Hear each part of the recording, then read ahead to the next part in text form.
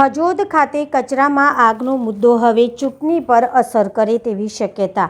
Ward number 29 અલથાણા સહિતના વિસ્તારમાં લોકો સમસ્યાથી ત્રાહિમામ।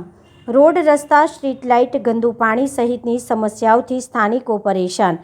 અનેક સમસ્યાઓનું નિરાકરણ નહીં કરવામાં આવશે તો વોટ નહીં કરવાની ચીમકી। ખજોદ ખાતે લાગેલી આગ લોકોના સ્વાસ્થ્ય માટે હાનિકારક હોવાનો દાવો।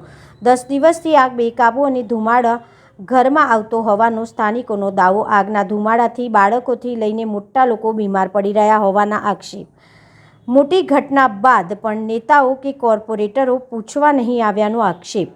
ભાવિક પટેલ, સુરત। આગમ હાઇટ્સમાં હું રહું છું અને આજે છેલ્લા 10 દિવસથી લાગેલી આગ એટલા બધા લેવલ પર આગળ વધે છે અને એને બુઝાતું નથી, એટલે એને લીધેનો જે બધો સ્મોક, ધુમાડો એ બધા બાળકોને માટે અમારા માટે બહુ તકલીફ પડતી છે। હું સિનિયર સિટીઝન છું, છતાં પણ કોઈ ધ્યાન આવતું નથી। આજે કેટલા વખત અહીંયા કોઈ કોર્પોરેટર નથી આવતું કે અમે અમારો પ્રોબ્લેમ કોને રજૂઆત કરી શકીએ। એટલે એના માટે હવે જે આ નેક્સ્ટ ઇલેક્શન આવી રહ્યું છે તો એની અસર એના પર ચોક્કસ પડશે એવું અમને લાગી રહ્યું છે। અમે આટલા 550 ફ્લેટ છે, 2000 વોટર છે, તો એ અમે આ ચૂંટણીમાં કમ્પ્લીટ બહિષ્કાર કરીશું। તે પહેલાં જો અમારો કોઈ પણ આવીને માણસ, કોર્પોરેટર કે કોઈ પણ હોય તે આવીને અમારી આ સમસ્યા પહેલાં સાંભળે અને તાત્કાલિક ધોરણે આ પાછળ ડમ્પિંગ સાઇટમાં જે કચરો અને આગ છે તે બંધ કરાવે, એને માટેની એક અમારી આ રિક્વેસ્ટ છે। પહેલું આ ધ્યાન આપવામાં આવે એ અમારી આ રિક્વેસ્ટ છે। सर, मेरा नाम तजिंदर है। मैं सनफ्लावर 1A का प्रेसिडेंट हूँ।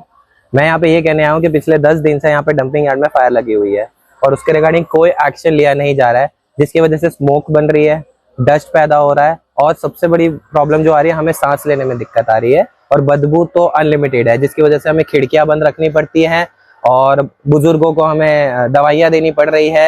बच्चे नीचे खेलने नहीं आ पा रहे हैं क्योंकि उनका खेलना भी खराब हो गया है। मास्क पहन के घूमना पड़ रहा है।